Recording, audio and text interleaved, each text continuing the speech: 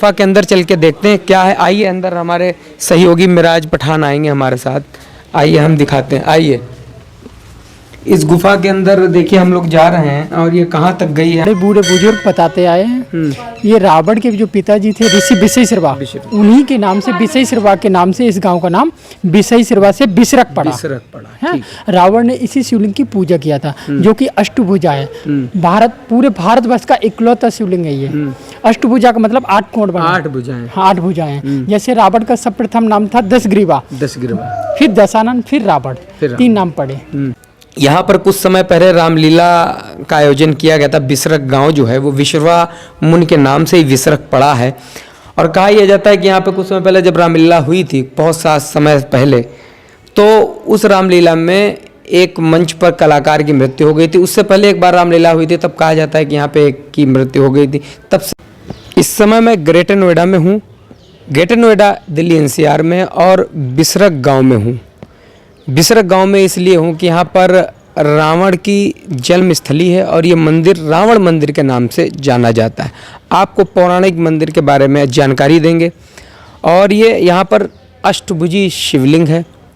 कहा यह जाता है कि यहाँ पर कुछ समय पहले इसकी खुदाई की गई थी। ये चेक किया गया था कि ये कितनी गहराई में है, तो 25 फीट अंदर तक खुदाई करने के बाद ये पता चला कि इसका छोर नहीं है, और इसका छोर कोई नहीं मिला, तो फिर इसको फिर वैसे ही बंद कर दिया गया। तो 25 फीट खुदाई करने के बाद भी यहाँ पर शिवलिंग की गहराई नहीं नापी जा सकी। यहाँ पर एक गुफा भी है जो कही जाती है कि मेरठ की तरफ जाती है, उस पर भी हम दिखाएंगे और बहुत सारी इस मंदिर के बारे में बात करेंगे, जानकारी लेंगे। चलिए अंदर चलते हैं, पहले बात करते हैं।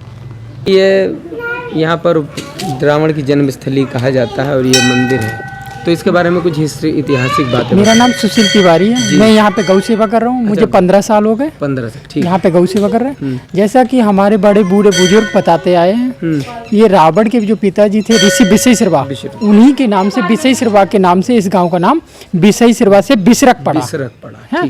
रावण ने इसी शिवलिंग की पूजा किया था, जो कि अष्टभुजा है। पूरे भारतवर्ष का इकलौता शिवलिंग है ये।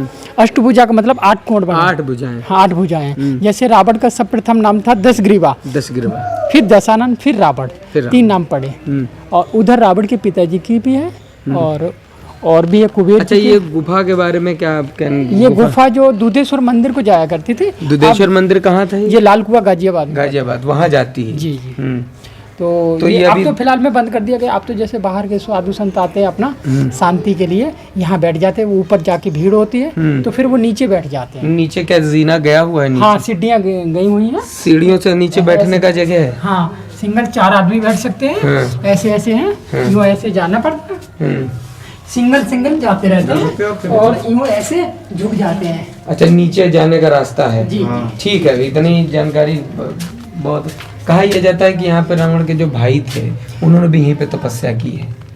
अच्छा, ये रावण को यहाँ पे अपना बेटा करके मानते हैं। बेटा करके रावण था विद्यमान, तो रावण को अपना पूर्वज मानते हैं। और जिस समय रावण को हमारे पूरे भारतवर्ष में दोहन करते हैं, अग्नि जलाते हैं, तो उस समय यहाँ पे शोक मनाते हैं। अब हालांकि नई युवक जो पीढ़ी है अब उतना नहीं मनाती है, जैसे पूर्वज लोग आज भी करते हैं। जो पुराने हैं 40-50 साल के ऊपर जो हैं, वो अब भी करते हैं। और जो नई पीढ़ी है वो इतना नहीं, वो तो खूब रोटी खूब झटके खाती है, वो सब करता है। लेकिन ये भी कहा जाता है कि इस गांव में रामलीला का आयोजन नहीं किया जाता। नहीं, रामलीला वगैरह सब कुछ होता है, पर रावण का वध नहीं होता है। रावण वध नहीं किया जाता। हाँ, और रामलीला तो सब कुछ हो जाएगी, पर वहाँ पे रावण का अंत नहीं किया जाता। यहाँ नहीं किया जाता। जी। ये कहा में। आइए हम गुफा के अंदर चल के देखते हैं क्या है। आइए अंदर, हमारे सहयोगी मिराज पठान आएंगे हमारे साथ।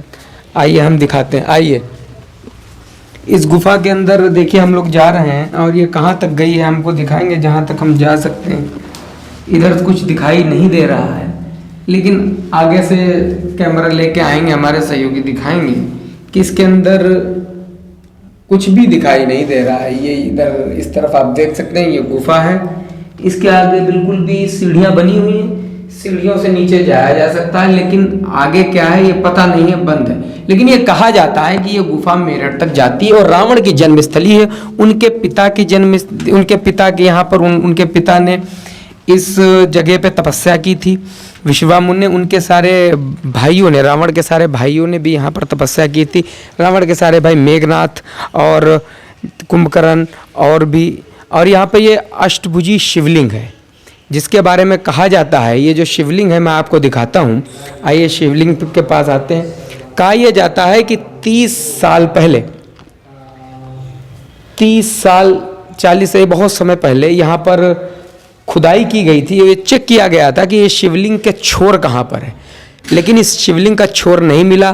25 फीट अंदर खुदाई करने के बाद जब इसका लास्ट नहीं मिला तो इसको वैसे ही बंद कर दिया गया। कहा यह भी जाता है कि यहाँ पर कुछ समय पहले रामलीला का आयोजन किया गया था। बिसरक गांव जो है वो विश्वामुन के नाम से ही विसरक पड़ा है।